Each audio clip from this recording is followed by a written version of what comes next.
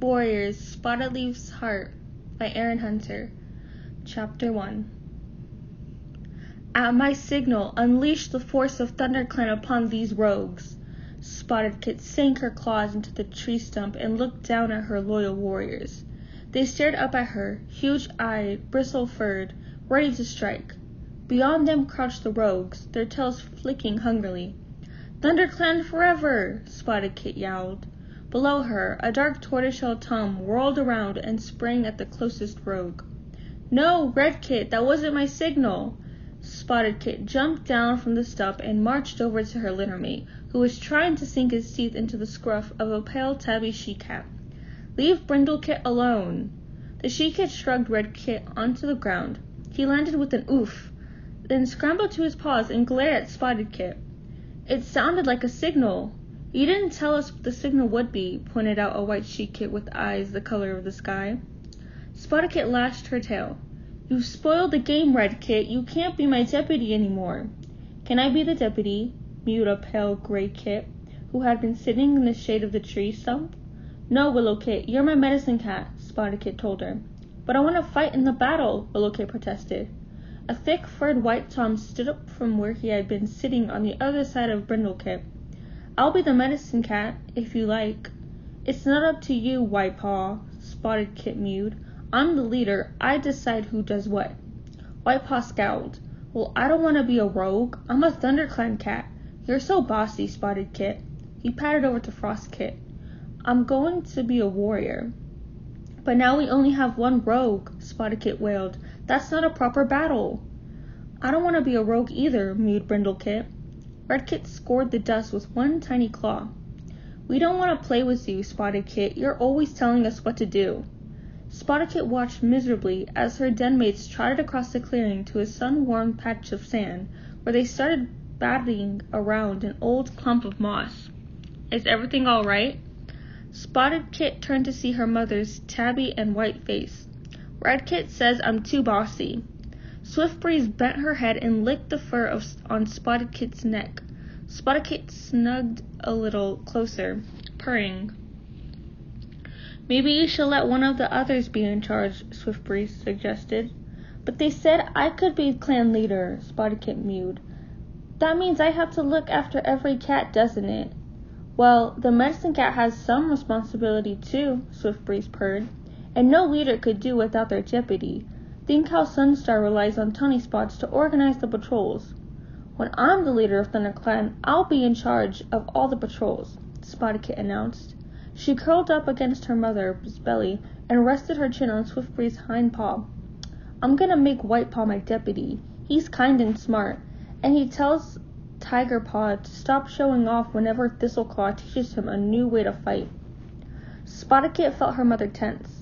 Thistleclaw shouldn't be teaching Tiger Paw so many battle moves, not when he's only been an apprentice for 2 moons. I'll ask Leopardfoot to have a word with him. She's Tiger Paw's mother. She won't want him getting hurt before he has a chance to do his final assessment. Leopardfoot doesn't mind. She said so. She says that Tiger Paw is Pine Star's son, so he has to be the best warrior in all the clan. Spotted Kit sometimes wondered how Tiger Paw felt, knowing that his father had left ThunderClan to become a kitty pet.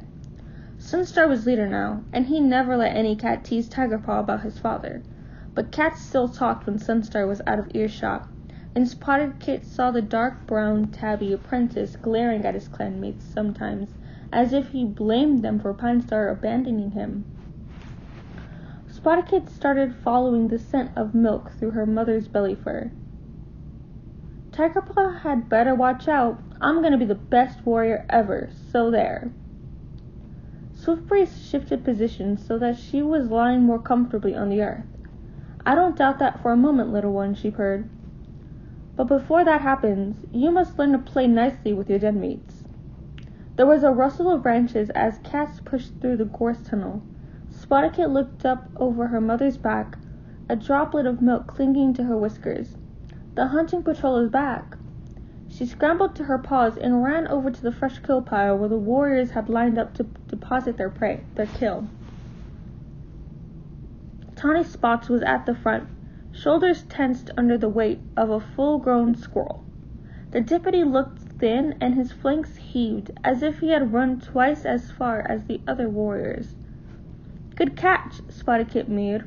The warrior nodded at her as he stepped back to let Tiger Paw's mentor, Thistleclaw, deposit his piece of prey.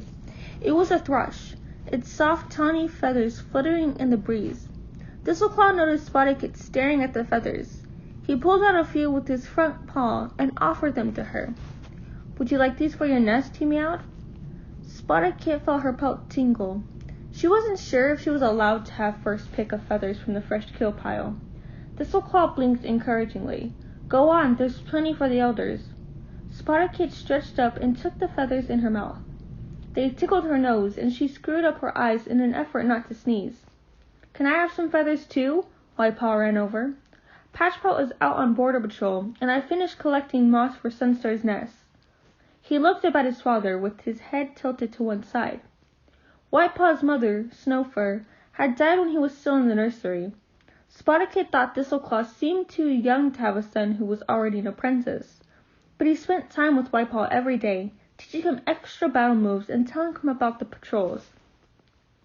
Spotted Kit's father, Adderfang, said she was too small to learn anything yet, which wasn't fair at all. She was getting bigger all the time. "Of course you can have some," purred Thistleclaw, scraping off another pawful from the breast of the thrush. He pushed them toward White Paw, who buried his muzzle in them. When he lifted his head, tiny feathers clung to his nose. "Your warrior name should be Wing Nose," Spotted Kit mewed. She dabbed some feathers onto White Paw's ears.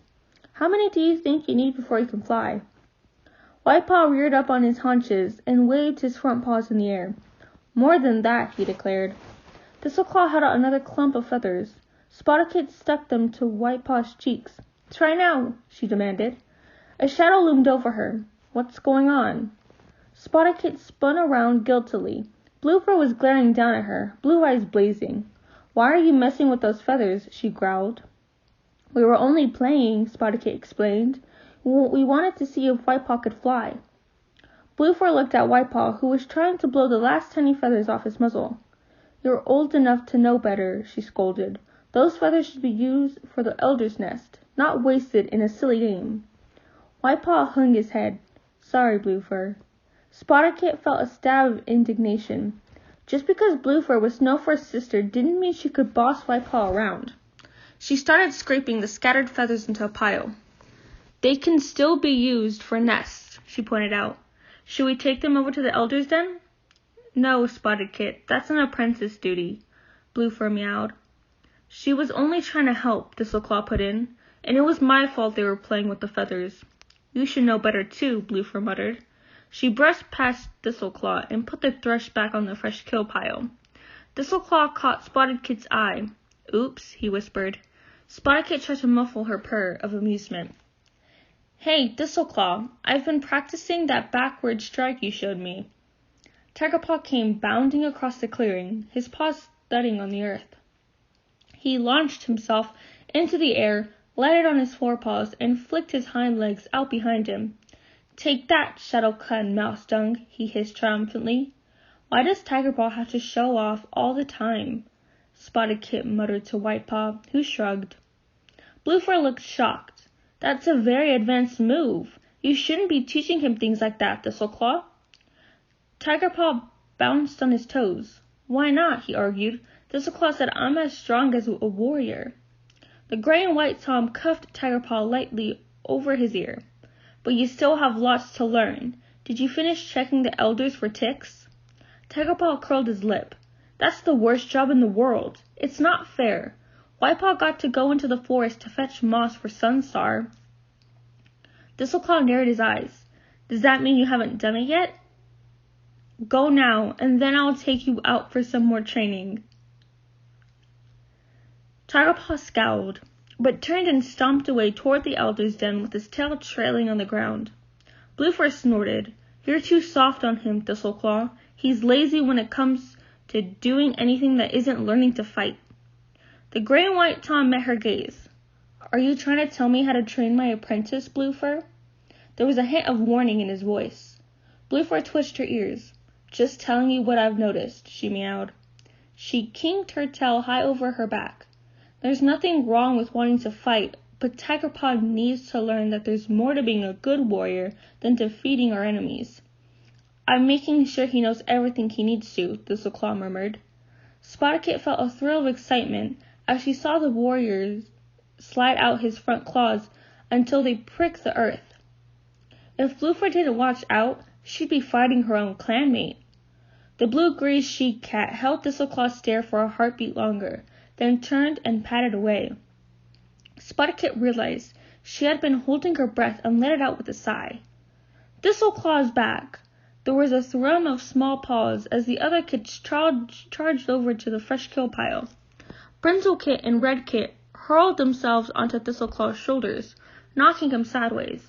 Willowkit and Frostkit pounced on his flank to pin him down.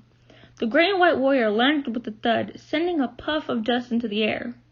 Thistleclaw's dark amber eyes were wide and startled, and his nostrils flared as if he was trying to draw breath.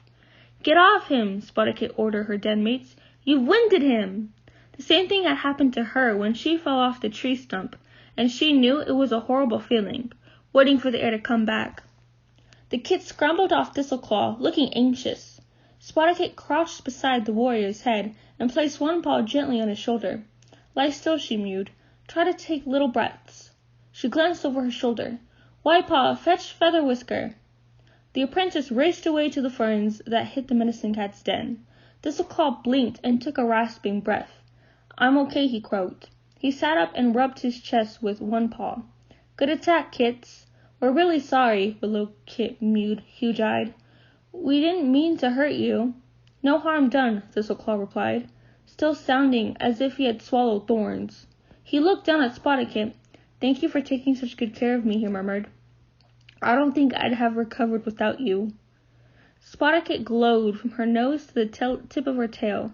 "Any time," she mewed. White Paw returned with Feather Whisker. The medicine cat's thick silver fur trailed the scent cloud of herbs. "What's going on?" he demanded.